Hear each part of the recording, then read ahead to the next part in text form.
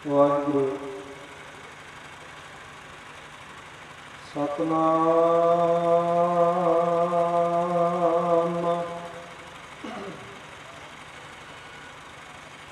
श्री वाहिगुरु साहिब जी।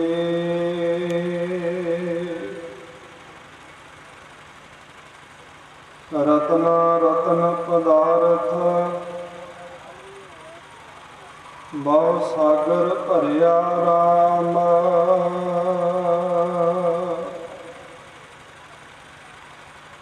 बाणी गुरबाणी लागे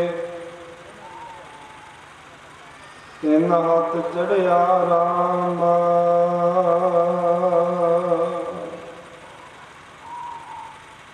गुरबाणी लागे तिन हाथ चढ़िया निर्मोलक रतन अपारा।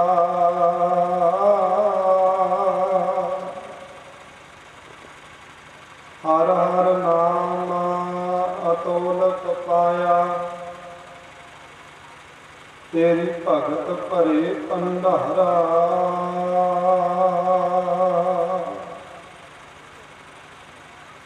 समुंद विरोल शरीर हम देखिया एक वस्त अनूप दिखाए।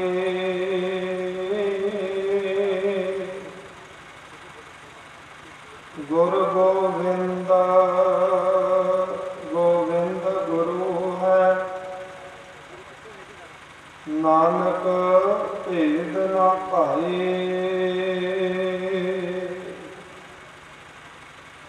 बाणी गुरु गुरु है बाणी विच बाणी अमृत सारे।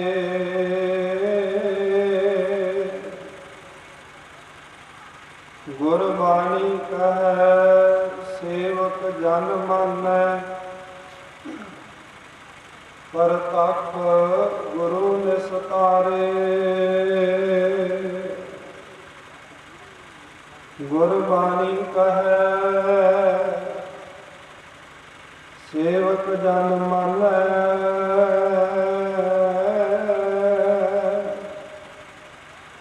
परतख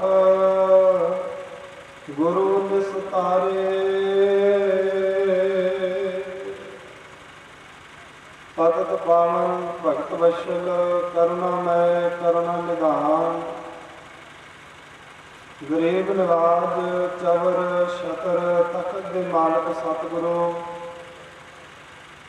श्री गुरु ग्रंथ साहिब जी के पावन पवित्र हजूरी के अंदर सुभाईमान हो के समूह NRI वीरां दे सहयोग के नाल समूह नगर निवासी पिंड धनोआ की संगत ने जो ये महान गुरमुख समागम आयोजित किए हैं तिन्हां दे विच समूलीयत करके गुरु की संगत का आनंद मान रहे गुरु प्यारे गुरु सवारे खालसा जी गुरमत विचारां की प्रारंभता तो पहलों सरबत संगत बड़ी भावना सहित सतगुरु श्री गुरु ग्रंथ साहिब महाराज साहिब जी नूं शीश झुकाओ। दोवें हाथ जोड़ के बुलाई गुरु की फतेह सत्कार सहित प्रवान करो। गज के आखो जी वाहिगुरु जी का खालसा वाहिगुरु जी की फतेह। आदि काल तो ही गुरसिखो सिख धर्म दे विच शब्द की महानता है। सतगुरु गुरु नानक देव महाराज सच्चे पातशाह जी ने जिस वेले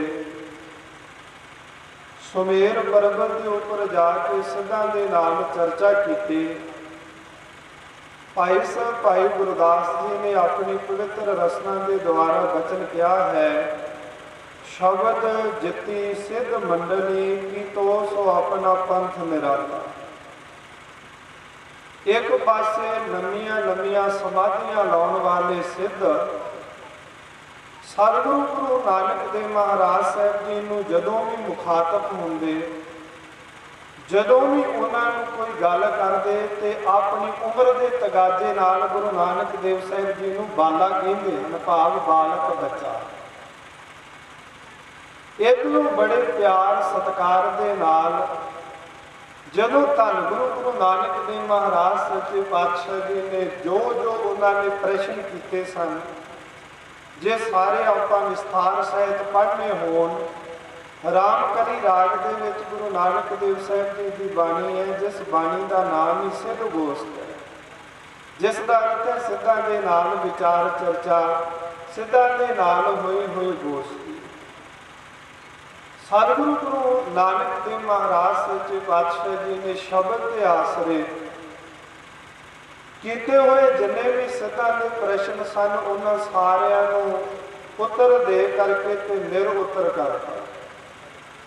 ਅਖੀਰ ਜਿਹੜਾ ਸਵਾਲ ਕੀਤਾ, ਗੁਰੂ ਕੀ ਪਵਿੱਤਰ ਬਾਣੀ ਦੇ ਵਿੱਚ ਅੰਕਿਤ ਹੈ, ਸਿੱਧ ਕਹਿਣ ਲੱਗੇ ਕਵਨ ਮੂਲ ਕਵਨ ਮਤ ਵੇਲਾ, ਤੇਰਾ ਕਵਨ ਗੁਰੂ ਜਿਸ ਕਾ ਤੂੰ ਚੇਲਾ, ਕਵਨ ਕਥਾ ਲੈ ਰਹੋ ਨਿਰਾਲੇ, ਬੋਲੇ ਨਾਨਕ ਸੁਣੋ ਤੁਮ ਬਾਣੀ।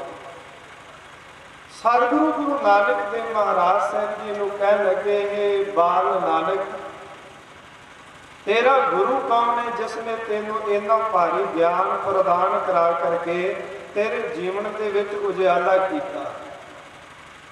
ਤਾਂ ਸਤਿਗੁਰੂ ਗੁਰੂ ਗ੍ਰੰਥ ਸਾਹਿਬ ਜੀ ਦੀ ਪਵਿੱਤਰ ਬਾਣੀ ਦੇ ਵਿੱਚ ਜੋ ਸਿੱਧਾਂ ਨੇ ਪ੍ਰਸ਼ਨ ਕੀਤਾ, ਉਸ ਦਾ ਗੁਰੂ ਨਾਨਕ ਦੇਵ ਮਹਾਰਾਜ ਸਾਹਿਬ ਜੀ ਨੇ ਉੱਤਰ ਦਿੱਤਾ।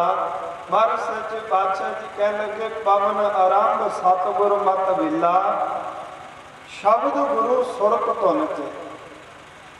ਜੇ ਸਿੱਧੋ ਤੁਸੀਂ ਪੁੱਛਿਆ ਹੈ ਕਿ ਤੁਹਾਡਾ ਗੁਰੂ ਕੌਣ ਹੈ, ਤੇ ਅਸੀਂ ਤੁਹਾਨੂੰ ਦੱਸਦੇ ਹਾਂ ਜਿਹੜਾ ਸਾਡਾ ਗੁਰੂ ਹੈ ਨਾ, ਉਹ ਸ਼ਬਦ ਹੈ। ਮੈਂ ਆਪ ਜੀ ਨੂੰ ਇਹ ਬਚਨ ਤਾਂ ਕਿਹਾ, ਅੱਜ ਦੇ ਦਿਨ ਧੰਨ ਗੁਰੂ ਗੋਬਿੰਦ ਸਿੰਘ ਮਹਾਰਾਜ ਸੱਚੇ ਪਾਤਸ਼ਾਹ ਜੀ ਨੇ ਤਖਤ ਸੱਚਖੰਡ ਸ੍ਰੀ ਹਜ਼ੂਰ ਸਾਹਿਬ ਜੀ ਦੀ ਪਾਵਨ ਪਵਿੱਤਰ ਧਰਤੀ ਦੇ ਉੱਪਰ ਸਤਿਗੁਰੂ ਸ੍ਰੀ ਗੁਰੂ ਗ੍ਰੰਥ ਸਾਹਿਬ ਮਹਾਰਾਜ ਸੱਚੇ ਪਾਤਸ਼ਾਹ ਜੀ ਨੂੰ ਗੁਰਿਆਈ ਬਖਸ਼ਿਸ਼ ਕਰਕੇ ਧਰਮ ਦੀ ਸੰਪੂਰਨ ਮਰਿਆਦਾ ਦੇ ਜਿਹੜੇ ਅਧਿਕਾਰ ਸਨ, ਉਹ ਗੁਰੂ ਗ੍ਰੰਥ ਸਾਹਿਬ ਜੀ ਨੂੰ ਸੌਂਪ ਦਿੱਤੇ ਸਨ। ਇਸ ਤੋਂ ਬਾਅਦ ਵਾਰੀ ਆਈ ਧੰਨ ਗੁਰੂ ਅੰਗਦ ਦੇਵ ਮਹਾਰਾਜ ਸੱਚੇ ਪਾਤਸ਼ਾਹ ਜੀ ਦੀ।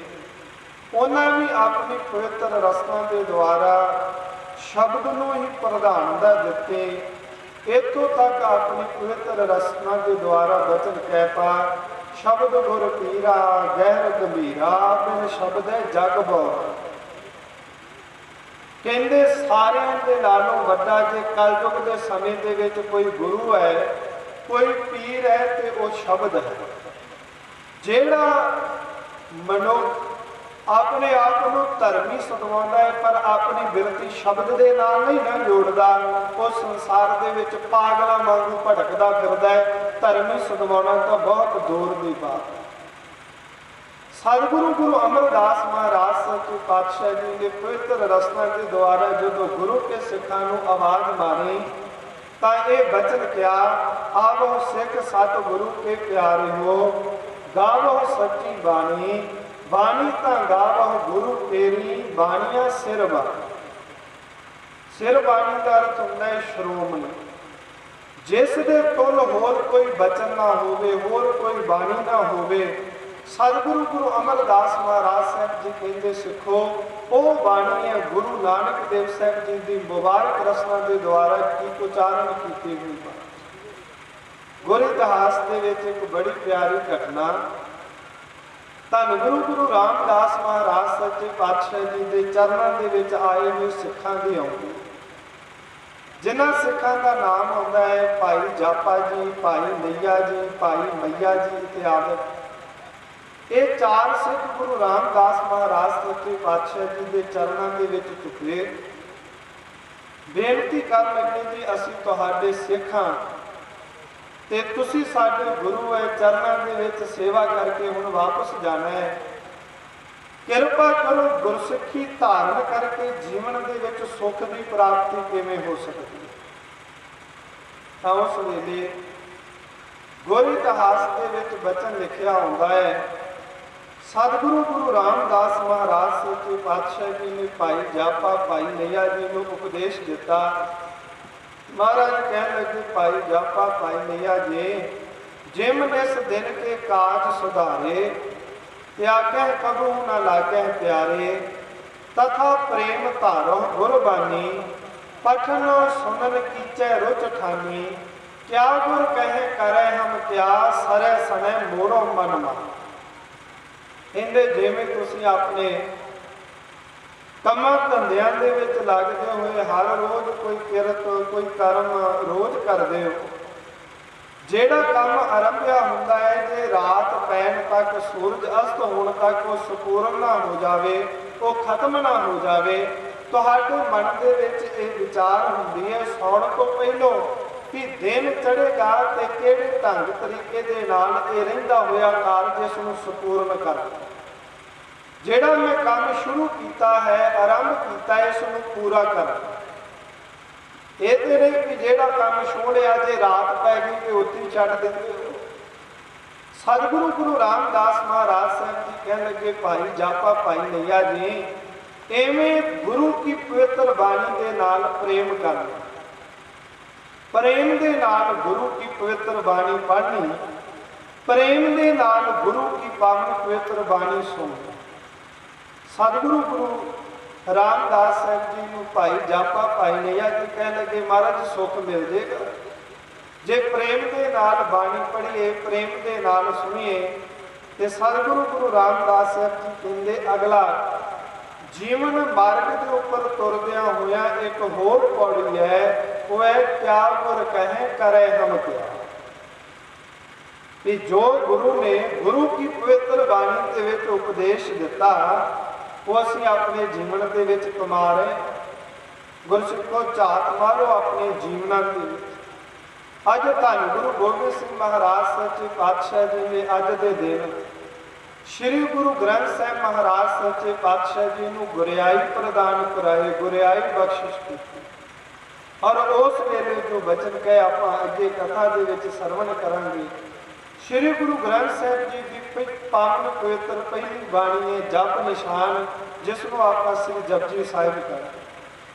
और तकरीबन मैं समझना ऐसा कोई भी सिख नहीं होगा जिसके घर अपने जीवन के विच जिउंदिया होया एक श्री जपजी साहिब का पाठ ना हो। कई ऐसे गुरसिख जिहड़े रोजाना ही कई कई पाठ अपने घर दे विच करदे, प्रेम भावना के नाल गुरु की बाणी पढ़ते। उस पवित्र पावन बाणी दीआं सानूं ये पंक्तियां सारियां नूं याद हन। गुरा एक देह बुझाई, सबना जिया का एक दाता, सो मैं विसरन। भलिया तेरे गुरु ने तेनू एक जनाया है, जनाउण का अर्थ है एक दे बारे दसिया है, एक दे नाल तेनू जोड़िया है और नाल ही वचन कहता कि वो सारे जीवां दा मालिक है, तमाम सृष्टि है। सतगुरु गुरु ग्रंथ साहिब महाराज सच्चे पातशाह जी की पावन पवित्र बाणी पढ़िए तो गुरबाणी के विच 6 प्रकार की सृष्टि का जिक्र है। मारे कहते एक मांसाहारी, एक मांस खाए, एक तृण खाए, एक घाह खाए, एक मिट्टिया में मिट्टिया खाए, एक एहो ਜਿਹੇ भी जीव हैं ਜਿਹੜੇ मिट्टी के विच ਰਹਿੰਦੇ ते मिट्टी खा के गुजारा करते। इवें 6 प्रकार की सृष्टि है, पर सारी सृष्टि का मालिक एक निरंकार अकाल पुरख वाहिगुरू। अकाल पुरख जी की उपमा करते हुए धन गुरु गोबिंद सिंह साहब जी के पावन पवित्र वचन श्री अकाल उस्तव की बाणी के विचों आपां हुणे रागी सिंह की मुबारक रचना तो सरवण कर रहे सा। सतगुरु गुरु गोबिंद सिंह महाराज सच्चे पातशाह जी कहते वो जेड़ा मालिक है ना, वो राजने के राजा, महाराज ने के महाराज। दाने लोग जानते जिवें अजोके समय के विच जिहड़ा पिंड है उसका सरपंच हुंदा, इलाके का जिहड़ा MLA हुंदा, एरिए का MP हुंदा, सारे देश का जिहड़ा है एक कस्बे का जिन्हों आप स्टेट कह दिंदे आ उसका मुख्यमंत्री हुंदा, सारे देश का प्रधानमंत्री हुंदा। इवें पहले समयां दे विच ਜਿਹੜੀਆਂ ਸਟੇਟਾਂ ਸਨ ਇਹਨਾਂ ਨੂੰ ਰਿਆਸਤਾਂ ਕਿਹਾ ਜਾਂਦਾ ਸੀ ਤੇ ਉਹਨਾਂ ਰਿਆਸਤਾਂ ਦੇ ਰਾਜੇ ਹੋਇਆ ਕਰਦੇ ਸੀ। ਧੰਨ ਸਤਿਗੁਰੂ ਗੁਰੂ ਗੋਬਿੰਦ ਸਿੰਘ ਮਹਾਰਾਜ ਸਾਹਿਬ ਜੀ ਕਹਿੰਦੇ ਉਹ ਜਿਹੜਾ ਪਰਮੇਸ਼ਰ ਹੈ ਨਾ, ਉਹ ਰਾਜਿਆਂ ਦਾ ਵੀ ਰਾਜਾ ਹੈ, ਰਾਜਨ ਕੇ ਰਾਜਾ। ਜਿੰਨੇ ਸੰਸਾਰ ਦੇ ਰਾਜੇ ਨਾ ਉਹਨਾਂ ਦਾ ਵੀ ਰਾਜਾ, ਤੇ ਜਿਹੜੇ ਮਹਾਰਾਜੇ, ਜਿਹੜੇ ਸਾਰੇ ਦੇਸ਼ ਦੇ ਰਾਜੇ, ਉਹਨਾਂ ਦਾ ਮਹਾਰਾਜਾ ਹੈ, ਉਹਨਾਂ ਦੇ ਨਾਲੋਂ ਵੀ ਵੱਡਾ। ਇਤਿਹਾਸ ਦੇ ਵਿੱਚ ਇੱਕ ਬੜੀ ਪਿਆਰੀ ਘਟਨਾ ਹੋਈ। ਸਤਿਗੁਰੂ ਗੁਰੂ ਹਰਗੋਬਿੰਦ ਸਾਹਿਬ ਮਹਾਰਾਜ ਸੱਚੇ ਪਾਤਸ਼ਾਹ ਜੀ ਸ਼ਾਹਜਹਾਨ ਬਾਦਸ਼ਾਹ ਦੇ ਨਾਲ ਸ਼ਿਕਾਰ ਖੇਡਣ ਦੇ ਵਾਸਤੇ ਜੰਗਲ ਦੇ ਵਿੱਚ ਜਾਂਦੇ। ਰਸਤੇ ਦੇ ਵਿੱਚ ਤੁਰਦਿਆਂ ਤੁਰਦਿਆਂ ਹੋਇਆ ਬਾਦਸ਼ਾਹ ਦੇ ਮਨ ਦੇ ਵਿੱਚ ਇੱਕ ਵਿਚਾਰ ਪੈਦਾ ਹੁੰਦੇ। ਸਤਿਗੁਰੂ ਗੁਰੂ ਹਰਗੋਬਿੰਦ ਸਾਹਿਬ ਜੀ ਨੂੰ ਪੁੱਛਣ ਲੱਗੇ, ਮਹਾਰਾਜ ਦੁਨੀਆ ਦੇ ਲੋਕ ਮੈਨੂੰ ਬਾਦਸ਼ਾਹ ਕਹਿੰਦੇ ਤੇ ਤੁਹਾਨੂੰ ਸੱਚਾ ਪਾਤਸ਼ਾਹ ਕਿਉਂ ਕਹਿੰਦੇ? ਤਖਤੋ ਤਾਜ ਫੌਜਾਂ ਤੁਹਾਡੇ ਨਾਲੋਂ ਵੱਧ ਮੇਰੇ ਕੋਲ, ਕਿੰਨੇ ਤੋਪਖਾਨੇ ਹਨ, ਕਿੰਨੇ ਐਤਕਾਰ, ਪਰ ਮੈਨੂੰ ਬਾਦਸ਼ਾਹ ਕਹਿੰਦੇ ਤੇ ਤੁਹਾਨੂੰ ਸੱਚਾ ਪਾਤਸ਼ਾਹ। ਅੰਤਰਜਾਮੀ ਧੰਨ ਗੁਰੂ ਹਰਗੋਬਿੰਦ ਸਾਹਿਬ ਜੀ ਮੀਰੀ ਪੀਰੀ ਦੇ ਮਾਲਕ ਸਤਿਗੁਰੂ ਮੁਸਕਰਾਉਂਦੇ ਹੋਏ ਚੁੱਪ ਹੋ ਗਏ। ਜਿਸ ਵੇਲੇ ਦੁਪਹਿਰ ਆਕਾਸ਼ ਦੇ ਵਿੱਚ ਹੋਈ, ਸਮਾਂ ਦੁਪਹਿਰ ਦਾ ਹੋਇਆ, ਜੰਗਲ ਦੇ ਵਿੱਚ ਆਪੋ ਆਪਣੀ ਜਗ੍ਹਾ ਦੇ ਉੱਪਰ ਇੱਕ ਤੰਬੂ ਬਾਦਸ਼ਾਹ ਦੇ ਵਾਸਤੇ ਲੱਗਾ। ਉੱਥੇ ਬਾਦਸ਼ਾਹ ਆਰਾਮ ਕਰ ਰਿਹਾ। ਕੁਛ ਦੂਰੀ ਦੇ ਉੱਪਰ ਇੱਕ ਤੰਬੂ ਲੱਗਾ, ਉਸ ਦੇ ਵਿੱਚ ਮੀਰੀ ਪੀਰੀ ਦੇ ਮਾਲਕ ਸਤਿਗੁਰੂ ਗੁਰੂ ਹਰਗੋਬਿੰਦ ਸਾਹਿਬ ਜੀ ਆਰਾਮ ਕਰ ਰਹੇ। ਇਹਨੇ ਜਿਹਨੂੰ ਇਸੇ ਹੀ ਇਲਾਕੇ ਦਾ ਇੱਕ ਕਹਾਣੀ ਸਿੱਖ ਇਤਿਹਾਸ ਦੇ ਵਿੱਚ ਬਚਨ ਆਉਂਦਾ ਹੈ ਕਿ ਇਸ ਨੇ ਆਪਣੇ ਘਾਹ ਵਾਲੀ ਪੰਡ ਵੇਚੀ ਤੇ ਉਸ ਦੇ ਪਰਖਾਏ ਇਸ ਨੂੰ 1 ਟਕਾ ਪ੍ਰਾਪਤ ਹੋਇਆ। 1 ਟਕਾ ਤੇ ਮਨ ਦੇ ਵਿੱਚ ਚਾਹਨਾ ਹੋਈ ਵੀ ਸ੍ਰੀ ਅੰਮ੍ਰਿਤਸਰ ਸਾਹਿਬ ਜੀ ਦੀ ਧਰਤੀ ਬੜੀ ਦੂਰ ਹੈ, ਉੱਥੇ ਤਾਂ ਪਹੁੰਚਿਆ ਨਹੀਂ ਜਾਂਦਾ। ਗੁਰੂ ਕੋਲ ਆਏ ਹਨ, ਕਿਉਂ ਨਾ ਜਿਹੜਾ ਅੱਜ ਮੈਂ ਘਾਹ ਵੇਚ ਕੇ ਪੈਸੇ ਵਟੇ ਹਨ ਉਹ ਗੁਰੂ ਕੇ ਚਰਨਾਂ ਦੇ ਵਿੱਚ ਭੇਟਾ ਵਜੋਂ ਅਰਪਣ ਕਰਾਂ। ਉਹ ਭੇਟਾ ਲੈ ਕਰਕੇ ਆਪਣੀ ਤੁਰਿਆ। ਪਤਾ ਲੱਗਾ ਕਿ ਮਹਾਰਾਜ ਦਾ ਜਿਹੜਾ ਆਸਣ ਹੈ, ਡੇਰਾ ਹੈ, ਉਹ ਜੰਗਲ ਦੇ ਵਿੱਚ ਹੈ, ਤੰਬੂ ਦੇ ਵਿੱਚ ਬਿਰਾਜੇ ਹੋਏ। ਉਹ ਪਹਿਲੋਂ ਜਾ ਕਰਕੇ ਤੇ ਇਸ ਬਾਦਸ਼ਾਹ ਦੇ ਤੰਬੂ ਦੇ ਵਿੱਚ ਵੜ ਸਿੱਧਾ ਜਦੋਂ ਜਾ ਕੇ ਪੁੱਛਿਆ ਜੀ ਸੱਚੇ ਪਾਤਸ਼ਾਹ ਨੂੰ ਮਿਲਣਾ ਹੈ, ਤਾਂ ਬਾਦਸ਼ਾਹ ਦੇ ਐਤਕਾਰ ਕਹਿਣ ਲੱਗੇ ਜੀ ਇਸੇ ਤੰਬੂ ਦੇ ਵਿੱਚ ਬਿਰਾਜੇ ਹੋਏ। ਸੋਚਦੇ ਕਿ ਕੋਈ ਖਾਸ ਹੋਵੇਗਾ ਜਿਸ ਨੂੰ ਤੰਬੂ ਦੇ ਵਿੱਚ ਇੱਥੇ ਮਿਲਣ ਦੇ ਵਾਸਤੇ।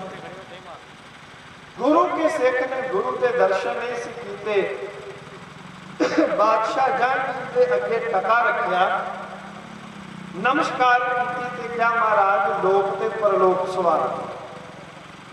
ਜਹਾਂਗੀਰ ਬਾਦਸ਼ਾਹ ਹੈਰਾਨ ਹੋ ਕਹਿ ਲੱਗਾ ਤੂੰ ਕਿਹਨੂੰ ਮਿਲਣਾ? ਕਹਿੰਦੇ ਮੈਂ ਸੱਚੇ ਪਾਤਸ਼ਾਹ ਸ੍ਰੀ ਗੁਰੂ ਹਰਗੋਬਿੰਦ ਸਾਹਿਬ ਜੀ ਨੂੰ। ਕਹਿ ਲੱਗੇ ਮੈਂ ਦੁਨੀਆ ਦਾ ਬਾਦਸ਼ਾਹ ਤਾਂ ਹਾਂ, ਦੁਨਿਆਵੀ ਸੁੱਖ ਤੇ ਤੈਨੂੰ ਦੇ ਸਕਦਾ, ਧਨ ਦੌਲਤ, ਪਰ ਜਿਹੜੀ ਪਰਲੋਕ ਦੀ ਗੱਲ ਕੀਤੀ ਹੈ ਉਸ ਦੇ ਬਾਬਤ ਮੈਂ ਤਾਂ ਆਪਣਾ ਰਾਹ ਅਜੇ ਆਪ ਨਹੀਂ ਜਾਣਦਾ, ਤੈਨੂੰ ਕੀ ਦੱਸਾਂ। ਇਤਿਹਾਸ ਦੇ ਵਿੱਚ ਬਚਨ ਆਉਂਦੇ ਉਸ ਢਾਈ ਸਿੱਖ ਨੇ ਰੱਖਿਆ ਹੋਇਆ ਜਿਹੜਾ 1 ਟਕਾ ਸੀ ਉਸ ਨੂੰ ਚੁੱਕ ਲਿਆ। ਫਿਰ ਐਤਕਾਰਾਂ ਦੇ ਕੋਲੋਂ ਪੁੱਛਿਆ ਕੋਈ ਸੱਚਾ ਸਿੱਖ ਇੱਥੇ ਹੈ, ਸੱਚੇ ਪਾਤਸ਼ਾਹ ਇੱਥੇ ਕੋਈ ਹੈਗੇ? ਕਹਿ ਲੱਗੇ ਜੀ ਹਾਂ, ਉਹ ਸਾਹਮਣੇ ਇੱਕ ਤੰਬੂ ਲੱਗਾ ਹੋਇਆ ਸਿੱਖਾਂ ਦੇ ਕੋਲ।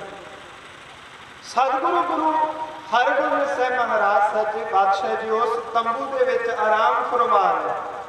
ਜਹਾਂਗੀਰ ਬਾਦਸ਼ਾਹ ਆਪਣੇ ਤੰਬੂ ਦੇ ਵਿੱਚੋਂ ਨਿਕਲ ਕਰਕੇ ਐਤਕਾਰਾਂ ਨੂੰ ਰੋਕ ਕਰਕੇ ਉਸ ਤੰਬੂ ਦੇ ਮਗਰਲੇ ਪਾਸੇ ਚਲੇ ਗਿਆ।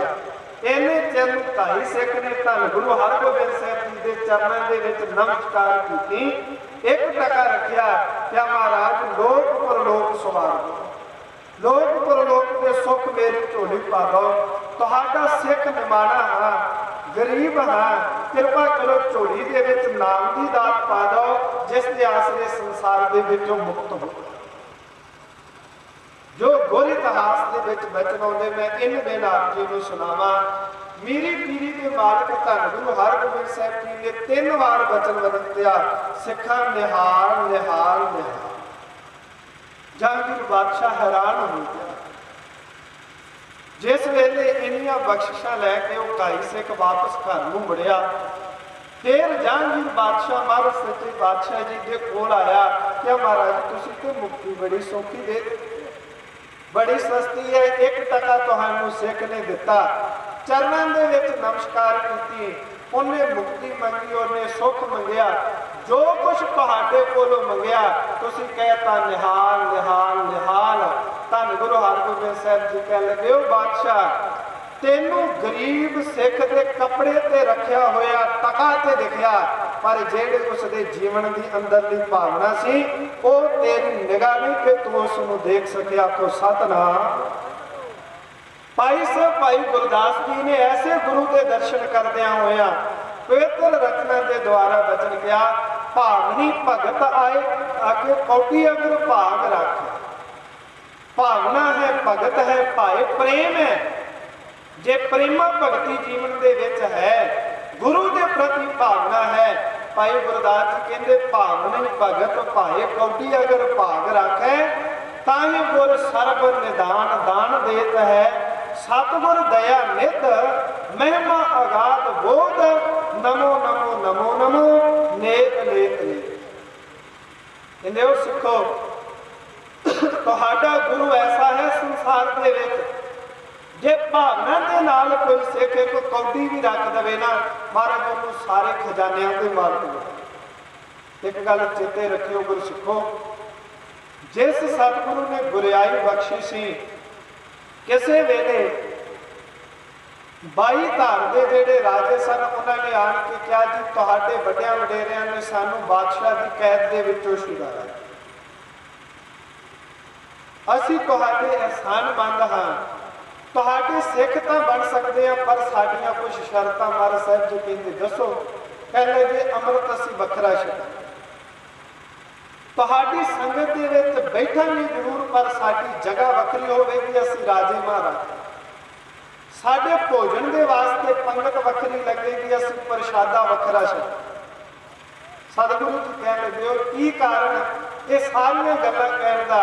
कह लगे जी तुहाडे गरीबड़े सिख ते असीं अमीर हाँ, असीं राजे महाराज।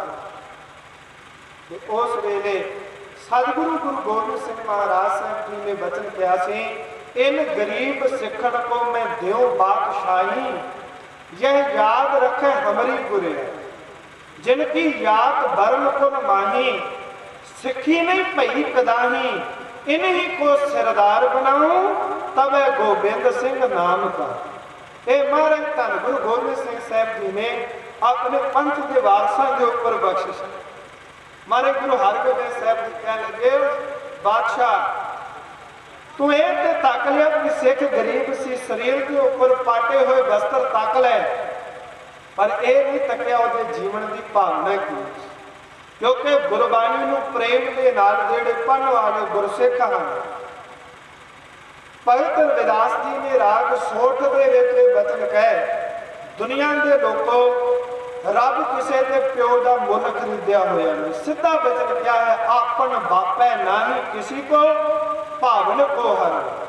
कह लगे जे कोई वध पैसे दे करके कहे कि मैं रब नूं जां मैं गुरु नूं मुल खरीद लिया, धन गुरु गुरु ग्रंथ साहब जी की पवित्र बाणी के विच भगत रविदास जी कहते सिखो परमेश्वर पैसे के नाल किसी के प्यो का मुल खरीदिया होया नहीं। हो सकता है उत्ते करोड़ा देन वाला भी गुरु नानक के घर दे विच प्रवान ना हो। बादशाह बहादुर शाह आया सी ना श्री हजूर साहब जी की धरती के ऊपर, आप इतिहास में पढ़ के देखो, वो कीमती हीरा भेंट किया जिसकी समय के मुताबिक होर कोई भी हीरा उसके तुल नहीं सी। महाराज सच्चे पातशाह जी के चरणों में भेंट करता है, ते नाले ये गल कहता है कि जेड़ी सौगात मैं भेंट कर रहा मन च ही सोचता है कि इहो जिहा हीरा तो गुरु गोबिंद सिंह साहब जी के पास होना ही कोई नहीं। सतगुरु जी वो हीरे नूं लैंदे बादशाह चरणों के विच रखदा, महाराज सच्चे पातशाह जी कर कमलों के नाल फड़दे ते लागे गोदावरी दे विच सुट्टदे। बहादुर शाह कहता वाकई गुरु फकीर है, इनू इन्हां चीज़ों की कदरों कीमत ही नहीं। एडा महंगे मुल का हीरा जिस दे तुल होर कोई नहीं, मैं अपने तोशे खाने के विचों गुरु के चरणों के विच भेंट किया। इन्हें कच का बलौर समझ के हाथ च फड़िया ते चला करके पानी दे विच सिੱਟ दिता। बहादुर शाह कह लगा, महाराज ये जिहड़ा भेटा ये नजराना सी, ये तां किसे दा सी, मैं तुहानूं होर हीरा भेंट करना सी, कृपा करके ये हीरा मैनूं वापस दे दो ते मैं तुहानूं दूसरा हीरा भेंट करदा। महाराज सच्चे पातशाह जी कहंदे, गोदावरी दे विच झात मार, तैनूं जिहड़ा तेरा हीरा है उहदे विच अनेकां हीरे पै, जिहड़ा पहचान के अपना ले। बहादुर शाह फिर सोचदे, कहंदे ये गोदावरी दे विच पानी बह रहा, हीरियां दे नाल भरी हुई बह रही। जदों निगाह मारदा है ते जिहो जिहा उसदा हीरा सी, आम जिहड़ियां चीज़ां उसदी चमक हुंदी है, हीरे दी दमक हुंदी है। जदों देखदा है जिहड़ा इसदा हीरा सी, उसदे नालों भी ज़्यादा दमक वाले जिहड़े हीरे सन वो गोदावरी दे विच दिखाई पै, ढह के गुरु गोबिंद सिंह महाराज साहब जी के पावन चरणों के विच पै।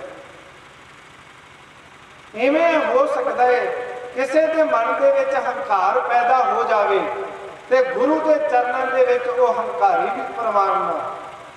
इतिहास के विच एक मैं होर प्यारी घटना कहां, क्योंकि आ दिन धन गुरु गोबिंद सिंह महाराज सच्चे पातशाह जी सचखंड गमन कर गए सन कतकवत सुधी पंचम नूं, ते अज के दिन महाराज सच्चे पातशाह जी ने गुरियाई बख्शिश की सी।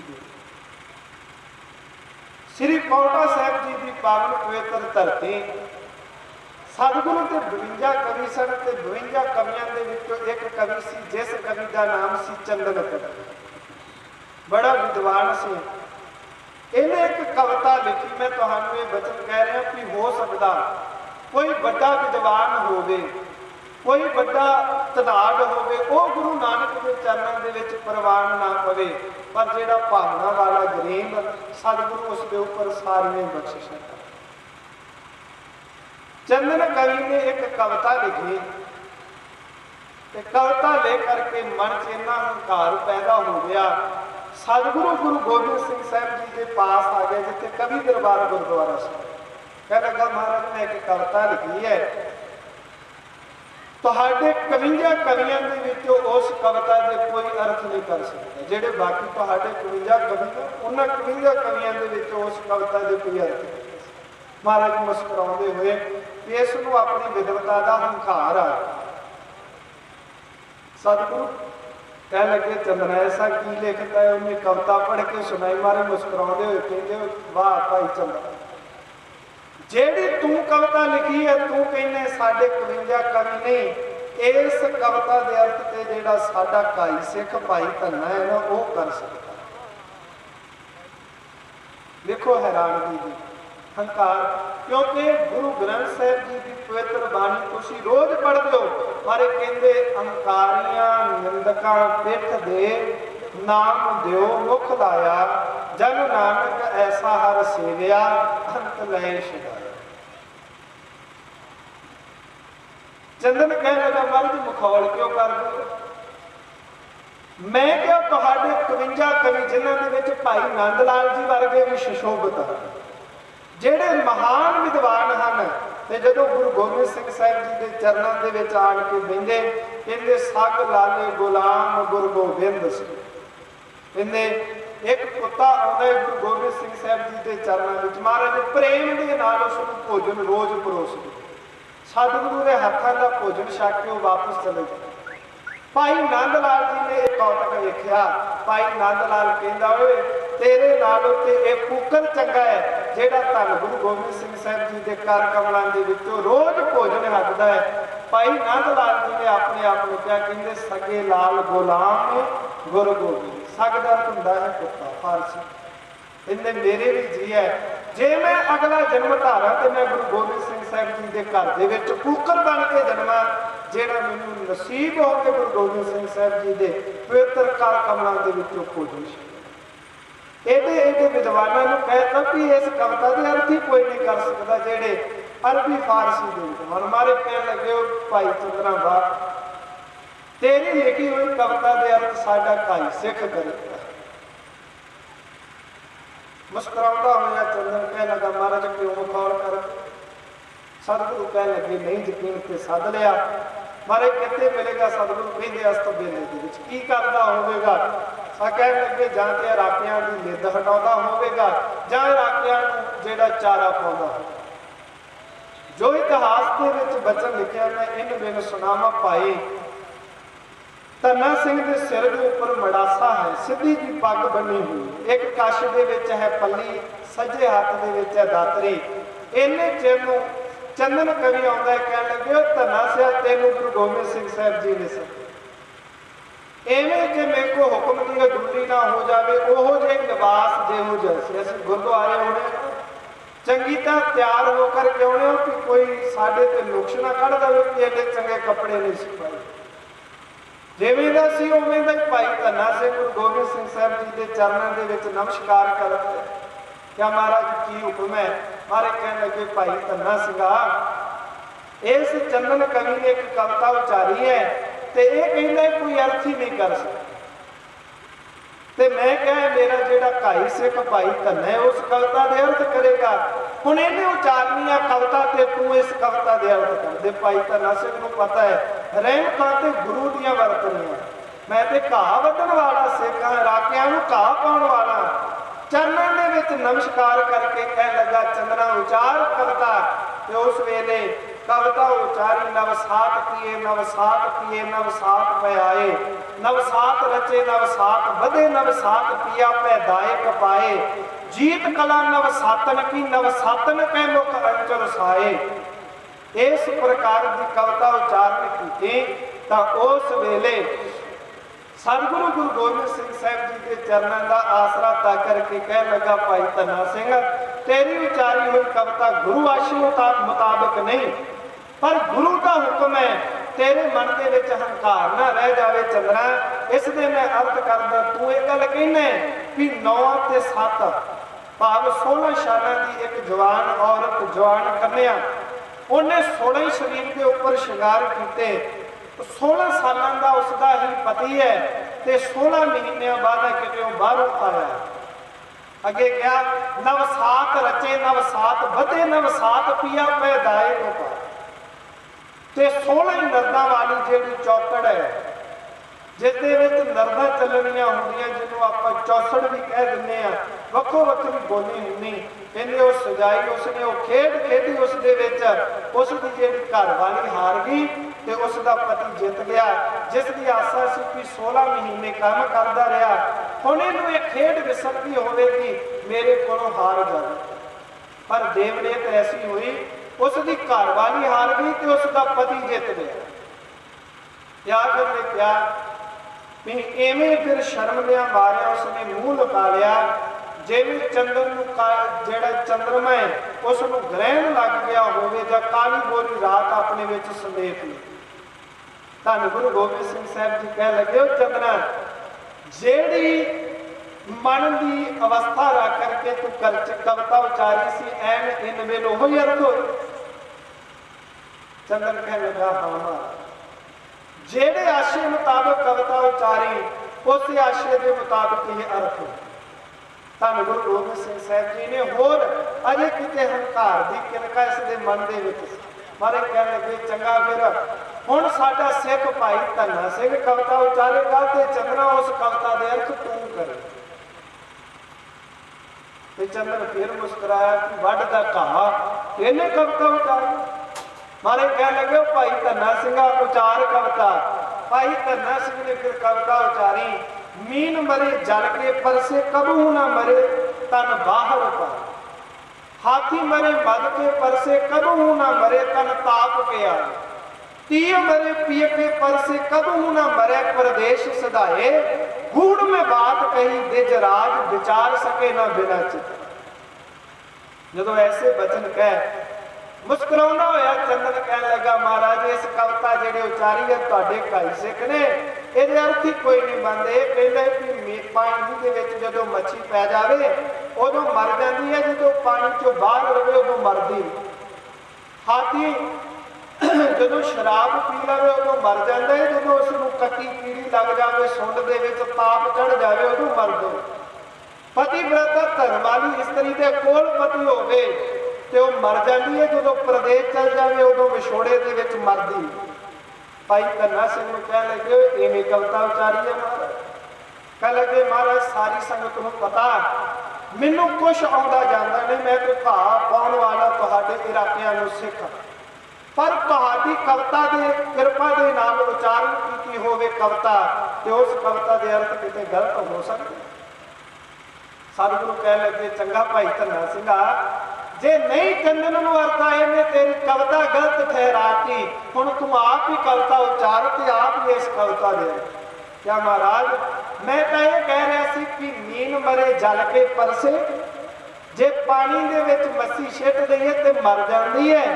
ये प्रश्न किया ते अगे मैं उत्तर दिता कबू ना नहीं मरदी, ते फिर पूछ लिया मरदी किवें, तन बाहर पाए जो पानी चो बाहर कढ़ दी मच्छी तड़प तड़प के मर। कहते ठीक, क्योंकि गुरबाणी पढ़ने वाले जिहड़े हैं ना वो इस गल नूं जानदे, गुरबाणी दे विच एक विश्राम हुंदा, एक अर्ध विश्राम हुंदा, एक जमकी हुंदी, एक ठमकी। अज तो असीं जिवें मर्जी बाणियां पढ़ी जांदे, सानू माफ करियो असी जो कुछ पढ़ते जपजी साहब तुसीं सारे पढ़ते, गुरबाणी दे विच एक पंक्ति आउंदी है असंख मूर्ख अंध घोर असंख चोर हराम, ते बहुतात तुसीं भला की सुनोगे नानक नीच कहे नीच। ते जे सानू पुछ लो तुहाडा गुरु नीच है तो तुसीं सिख किवें हुकम हो सकदे, तुसीं कहंदे सानू सारिआं नूं नालों सुनो।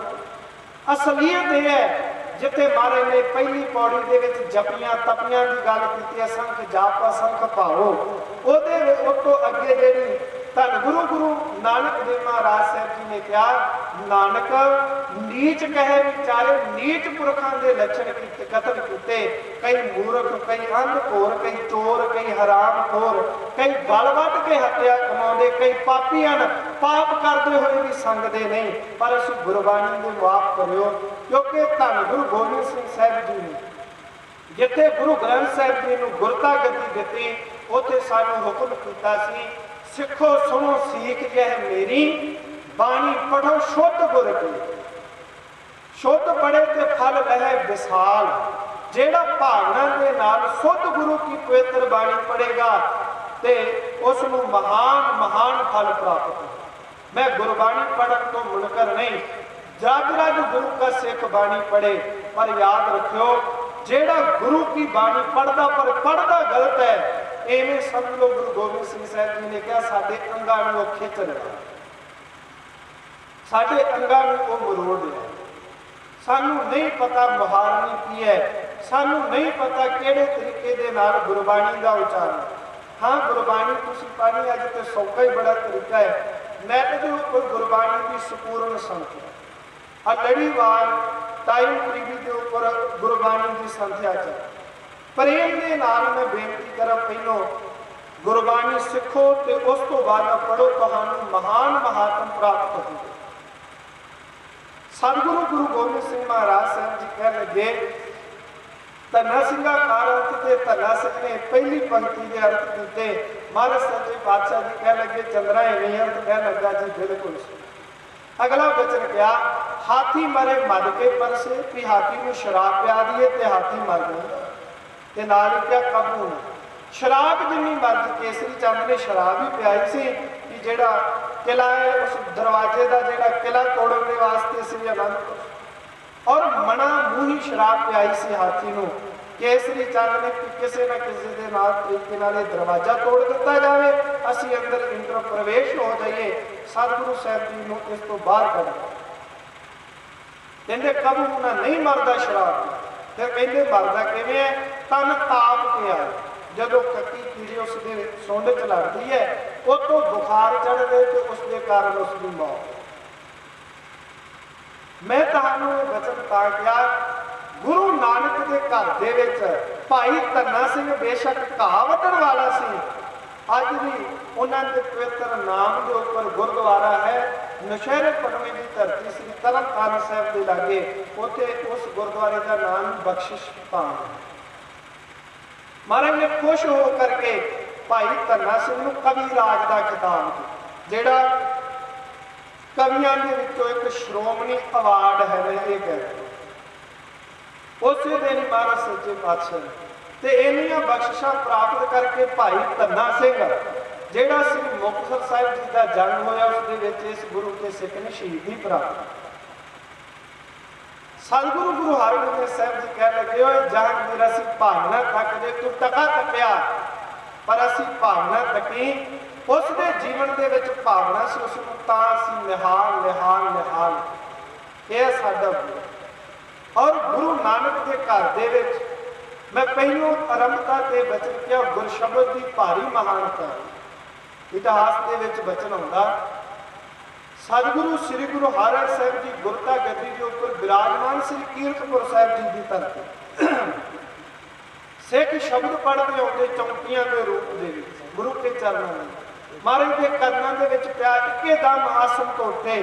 ਜਦੋਂ ਉੱਠ ਰਹੇ ਸਨ ਤੇ ਸੱਜੇ ਗੋਡੇ ਦੇ ਉੱਪਰ ਸੱਟ ਵੱਜਣ ਦੇ ਨਾਲ ਖੂਨ ਨਿਕਲ ਆਇਆ।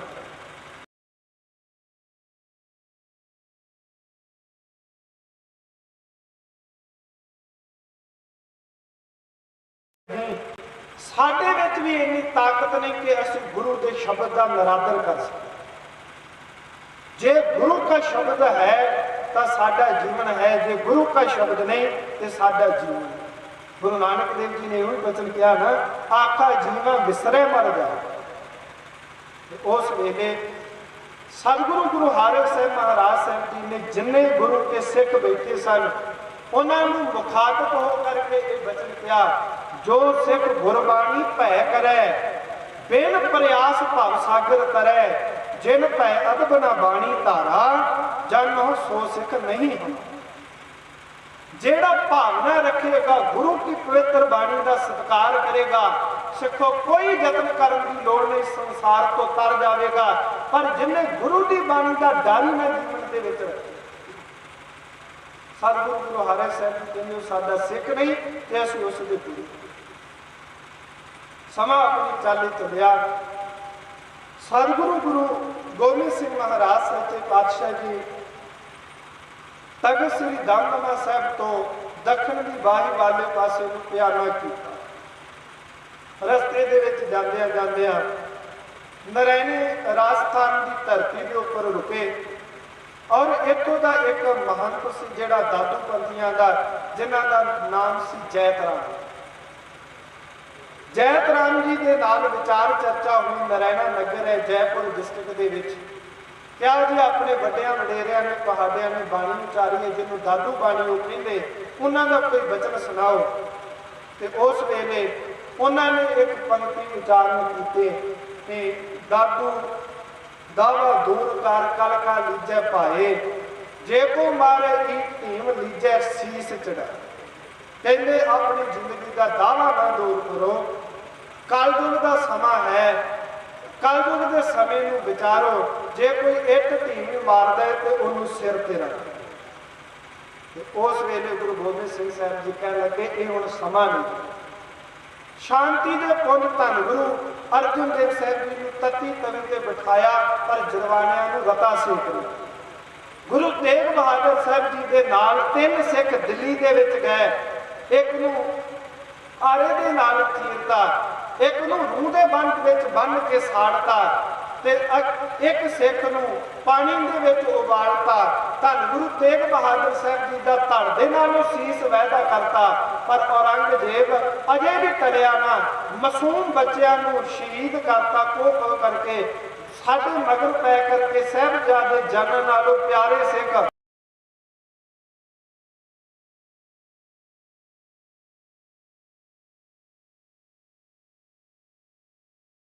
ਦਾ ਉਸ ਵੇਲੇ ਤੇ ਸਹੀ ਹੋਵੇਗਾ। ਪਰ ਹੁਣ ਜੈਤ ਰਾਮ ਜੀ ਦਾਦੂ ਦਾਵਾ ਰੱਖ ਕੇ ਕਲ ਕਾ ਲੀਜੈ ਭਾਏ ਜੇ ਕੋ ਮਾਰੇ ਈਟ ਢੀਮ ਪਾਥਰ ਹਨੇ ਰਸ। ਧੰਨ ਗੁਰੂ ਗੋਬਿੰਦ ਸਿੰਘ ਸਾਹਿਬ ਜੀ ਕਹਿੰਦੇ ਸਮੇਂ ਨੂੰ ਵਿਚਾਰਨਾ ਚਾਹੀਦਾ ਹੈ। ਹੁਣ ਸਮਾਂ ਇਹੋ ਜਿਹਾ ਜੇ ਕੋਈ ਢੀਮ ਮਾਰਦਾ ਨਾ ਕੱਚੀ ਅੱਗੇ ਪੱਥਰ ਮਾਰੋ ਤਾਂ ਉਹ ਚੁੱਪ ਕਰਕੇ ਬਵੇਗਾ, ਜੇ ਸਿਰ ਤੇ ਰੱਖ ਲਈ ਤੇ ਉਹ ਹੋਰ ਸੁੱਟੀ ਜਾ। ਜੈਤ ਰਾਮ ਕਹਿਣ ਲੱਗਾ ਮਹਾਰਾਜ ਬਿਲਕੁਲ ਸਹੀ ਕਿਹਾ, ਇਹ ਵਚਨ ਤੁਹਾਡਾ ਬਿਲਕੁਲ ਸਹੀ ਹੈ। ਕਿਆ ਮਹਾਰਾਜ ਤੁਸੀਂ ਕਿਹ ਨੂੰ ਚੱਲੇ? ਕਹਿਣ ਲੱਗਾ ਮਹਾਰਾਜ ਮੈਂ ਦੱਖਣ ਨੂੰ ਚੱਲੇ ਆ। ਤਾਂ ਧੰਨ ਗੁਰੂ ਗੋਬਿੰਦ ਸਿੰਘ ਜੀ ਨੂੰ ਕਿਹਾ ਉੱਥੇ ਇੱਕ ਬੜਾ ਕਪਟੀਆ ਸ਼ਰੀਆ ਜਿਸ ਦਾ ਨਾਮ ਮਾਧੋ ਦਾਸ ਬੈਰਾਗੀ ਹੈ ਉਹ ਉੱਥੇ ਰਹਿੰਦਾ। महाराज सच्चे पातशाह जी कह लगे, अंतरजामी सन, कह लगे उन्हें ही बंदा बनाओ। विखड़ा ते विश्वास पैदा तय करते हुए महाराज ने बड़िया रस्ते के विच बख्शिशां बरताइयां। इस जगह के उपर पहुंचे तो बहादुर शाह का मिलाप होया। तो सतगुरु गुरु गोबिंद सिंह महाराज सच्चे पातशाह जी ने कहा, तेनू शहजादा मुअज्जम तो बहादुर शाह बनाता है, हुण तेनू दिल्ली का तख्त दवाता है, साडे जिहड़े दोषी हैं सानू वो दे दे। क्या महाराज गिनती उन्होंने की गिनती की, जिस सारियों के नालों पहला नंबर आया वजीद खान का, जोड़ा सूबा सरहंद से। इस तो बाद शासन बेग, बाशन बेग इत्यादि जोड़े जरवाने सन, जोड़े जुल्म ढा रहे सन सल्तनत ने, उन्होंने लिस्ट देते। वजीर ने क्या बादशाह हामी ना करो, सलाह करके दस देंगे, इवें कह दो, वापस चले गए। इधरों महाराज सच्चे पातशाह जी ने बाबा बंदा सिंह बहादुर को बख्शिशां दे करके पंजाब की धरती वाल उन्होंने जो एक वजीर से इसका सलाहकार से, जोड़ा वजीद खान का मित्र से, वो वजीद खान के पास सुने और भेजता है कि बहादुर शाह तो गुरु गोबिंद सिंह साहब जी की मित्रता पै गई है, तो उन्होंने तख्त दवाया दिल्ली का बहादुर शाह को। बदले के उन्होंने सारे के नालों पहलों तेरी मंग की है, वो समा दूर नहीं, जिवें तू उसके छोटे फरजंदा शहीद किया है, तेन कोह के मारा। उस वेले पहले खान के दो पोतरे सन, जिसका एक का नाम जमशेद गुल खां करके आता है, एक का नाम अतउल्ला खां करके आता है। वजीद खान ने ये दोवें तैयार किए, नदेड़ की धरती के उपर भेजा, उत्थे अपनी मां के समेत गए, महाराज के चरणों के विच आए। पठान जान करके मारे कह लगे, आओ पठान पुत्र जी, कहते महाराज असीं नौकरी की भाल। किन्हां दे परिवार के वारस हो, कहते जी साडे वड्डे वडेरे पैंदे खान तुहाडे घर दीआं बख्शिशां दे नाल पले, असीं उन्हां दे पुत्र हैं। सतगुरु ने इन्हों नौकरी प्रदान कराई। महाराज इन्हों के बहुत नज़दीक अपने रखन लग गए। सतगुरु को सारे पता से। एक दिन वो आया जदों इन्हें जमशेद खान ने ते अतउल्ले खान ने सतगुरु जी का खाधा होया निमक अपने पिता दे वांगू हराम करके मारे धन गुरु गुरु गोबिंद सिंह साहब जी सज्जी बखी आराम कर रहे सन, ते बखी के विच जहर के नाल भरिया होया जिहड़ा छुरा सी वो मार। सतगुरु ने एक उत्थे ही श्री साहब जी के नाल झटका देना किया, दूसरा बार सिंघां ने उसनूं मार देना किया। इस तो बाद बहादुर शाह नूं पता लगा, उसने वैद भेजे, वो जिहड़ा जख्म से उसनूं शी दिता। समा आया सतगुरु साहब जी शस्त्र पूजन कर रहे सन। अज भी खालसा पंथ दशहरे के उपर शस्त्र पूजन करता है। उस वेले जदों महाराज जी ने 9 टंकी का कमान बाहर रखा हुआ सी, उस 9 टंकी के कमान को जदों उन्होंने देखा, जोड़े नजराने भेंट करने के वास्ते आए सन, उन्होंने देख करके ये बचन क्या कह लगे कि एडा वड्डा कमान ये तो लोगों को डराउण के वास्ते रखा। सतगुरु ने तंदी चढ़ाई, ते तंदी चढ़ाने तो बाद महाराज साहब जी का अल्लाह जख्म फिर हरिया हो गया। इस तो बाद महाराज सच्चे पातशाह जी के चरणों के विच सिखा ने बेनती की, और अज अमृत वेले जिहड़ी बीती हुई रात को ये वचन कह लगे, सिखो हुण असीं ये जिहड़ा अल्लाह जख्म है, हरिया जख्म है, इसनूं सीवांगे नहीं।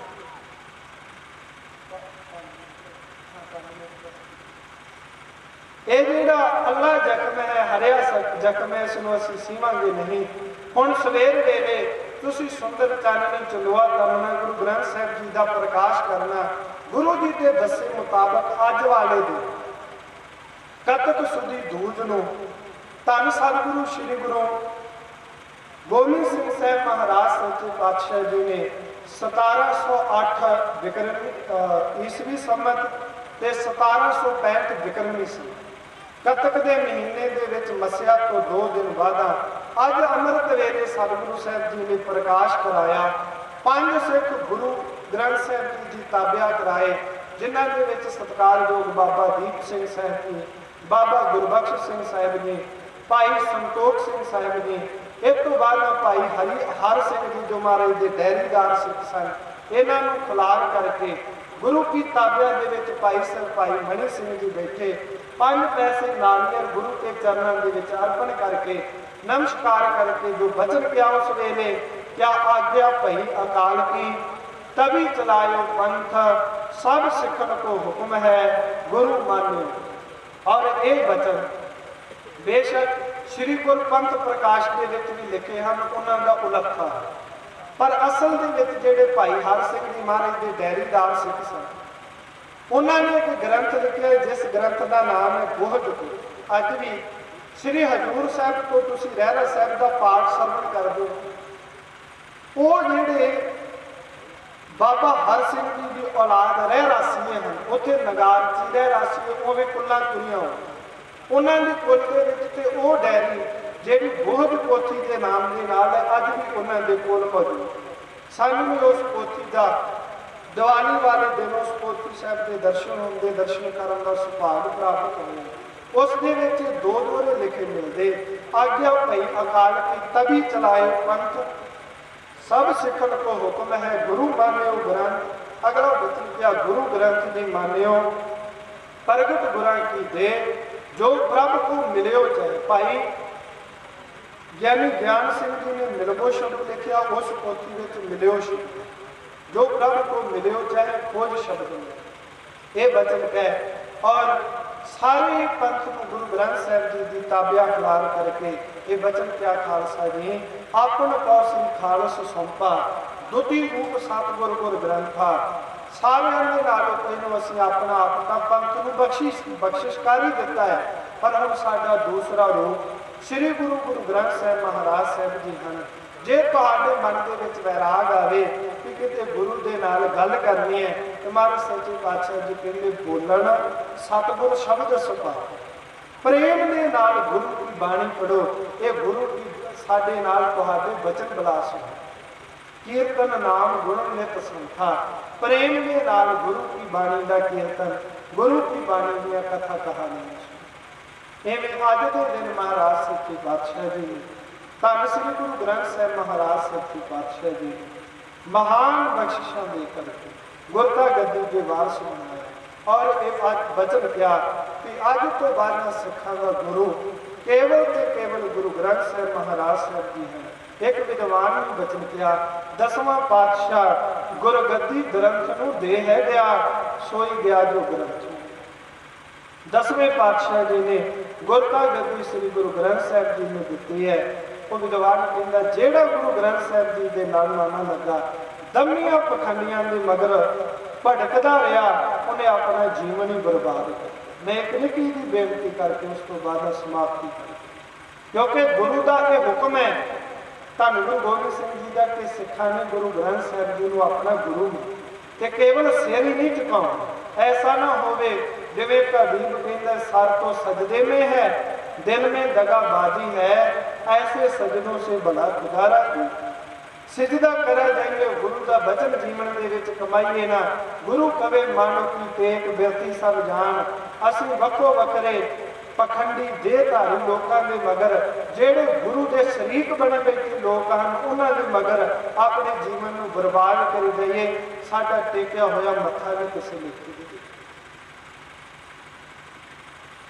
धन गुरु गोबिंद सिंह महाराज साहब जी ने यह हुक्म किया। और याद रखियो जेड़ा गुरु के हुक्म बारी चल के गया ना, उन्हें जीवन के विच कदे भी सुख नहीं। धन गुरु अमरदास साहब जी का वचन है जे को गुर ते बेमुख होवे बिन सतगुर मुक्त। श्री आनंदपुर साहब जी की पवित्र धरती सतलुज के किनारे उपर गुरु गोबिंद सिंह महाराज साहब जी खड़े हुए। इतिहास के वचन आउंदा महाराज सच्चे पातशाह जी के हाथ के एक पत्थर, हाथ के पत्थर पानी के सिटिया, जो पानी के डुब गया। बड़े सिखा ने पूछा कि सिंह पूछने लगे महाराज की कारण पत्थर पानी चो डुब गया। सिख कह लगे मारे पत्थर का कारण नहीं सी जो पानी च सुटिए कि पानी च डुब गए। बड़िया ने भागना वाले भाई नंद लाल सिंह जी ने पूछा भाई नंद लाल सिंह जी तुहाडी की विचारधारा है? तो भाई नंद लाल जी ने हाथ जोड़े क्या महाराज ਜੇ ਇਹ ਪੱਥਰ ਗੁਰੂ ਗੋਬਿੰਦ ਸਿੰਘ ਸਾਹਿਬ ਜੀ ਦੇ ਕਰ ਕਮਲਾਂ ਦੇ ਵਿੱਚ ਰਹਿੰਦਾ ਤੇ ਇਹਦੇ ਪਾਣੀ ਦੇ ਵਿੱਚ ਗੋਤੇ ਨਹੀਂ ਸੀ।